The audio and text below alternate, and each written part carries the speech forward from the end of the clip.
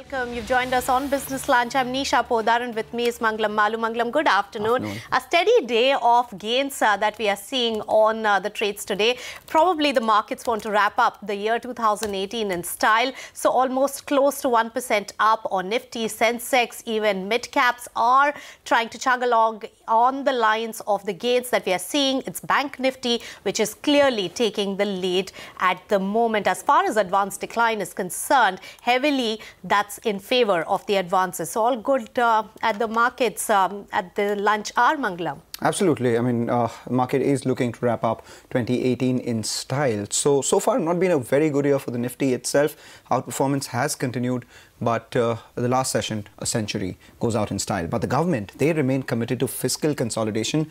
That's the word coming in from Sanjeev Sanyal. Important as yesterday itself, we got the fiscal deficit data about 114% higher than what the government had budgeted. The principal economic advisor to the Finance Ministry spoke exclusively to cnbc TV 18 and added that India will benefit from lower crude oil prices. Let's listen in.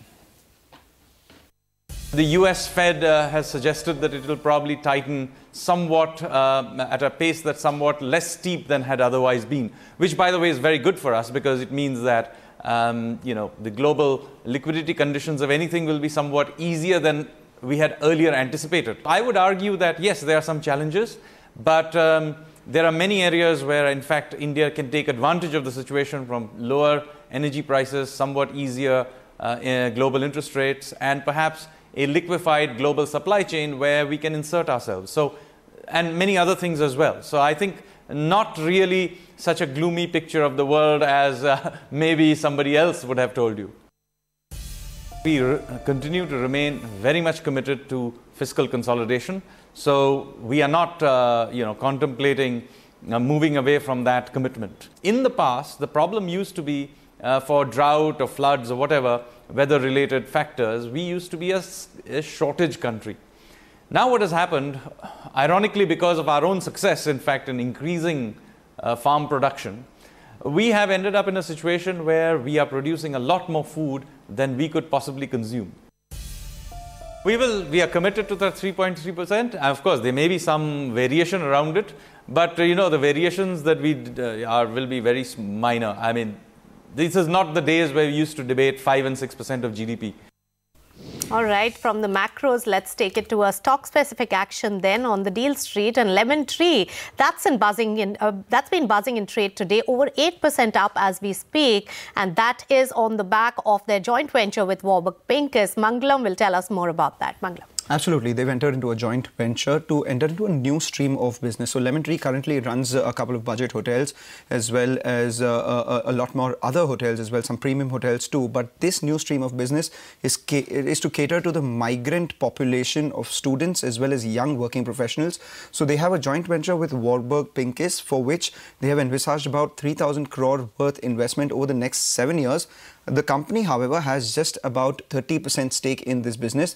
And what they're targeting to do is they're targeting to open about 100,000 rooms over the next 7 years, catering to co-living for students as well as urban professionals. The management was pretty sanguine on the long-term benefits of this, given the sort of migration in population that we're seeing. But the first year, they will be a little conservative, open just 2,000 rooms, and they'll get the business model right. The more important point, working on yields to be anywhere between 14 to 16%. In fact, we spoke with the management this morning, and this is what they had to say. The board has approved a joint venture with Warburg Pincus, which is also, of course, a very large private equity firm out of the US, and our earlier investors with us in Lemon Tree Hotels. The majority stake is with Warburg Pincus. We are taking a significant minority stake, and this will be invested over time. So I want to be very clear, it's not an immediate equity investment, it will be an equity investment over the next 7 years. And it is up to 3,000 crores. Our target is to build 100,000 beds in India. We will be conservative in the first year. So my estimate is that I don't want to, talk about 10,000 beds or 20,000 beds. Maybe we will only do 2,000 beds. We will make sure that we iterate this in such a way that the business model gives us a minimum yield of 14 or 15%. Once we get there, then we will look at very rapid national expansion. All right, and let's stick with the holiday theme itself. As the holiday season kicks in, we also spoke with Kavinder Singh, the MD of Mahindra Holidays. He said that the company is at an inflection point in terms of consumption trends, seeing the momentum increase. Also said that they are looking to expand across the borders, Sri Lanka and other destinations around India. Talking about trends in 2019, I think my view is that we are at an inflection point. The per capita, $2,000, that's the level that now we are reaching at a country level.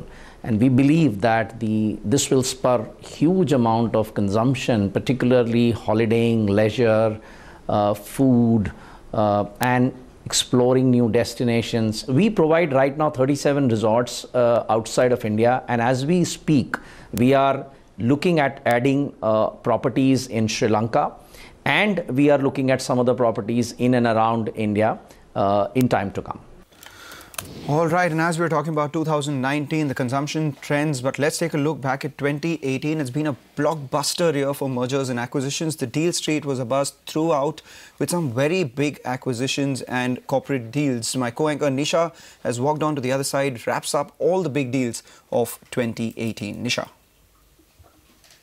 2018 has been a blockbuster year for the deal street. Now, deal value crossed a whopping $100 billion, and some themes were predominant. For one, the success of deals under insolvency and bankruptcy code. So distressed asset space alone clocked in $10 billion of deals. Consolidation in many sectors was one of the key themes, and so was global deals as well. Now, I have compiled a list of top 10 deals in no particular order, and here they are. HUL got a Horlicks boost by merging GSK Health with itself, and Unilever's push really helped it clinch the deal against Nestle. Walmart, that acquired Flipkart for a whopping $16 billion, a massive one in the new age sector of e-commerce, and marks the convergence of e-tail and retail. But our good old economy sectors are not too far behind. Mangalam Birla took the leap of faith, and also Hindalco announced the acquisition of global aluminium player Aleris for $2.5 billion, largest by an Indian conglomerate overseas in the recent times. Aditya Birla Group's Ultratech also fought a fierce battle against Dalmia Bharat to acquire Binani Cement under the NCLT process, which, remember, has changed the rules of the IBC game.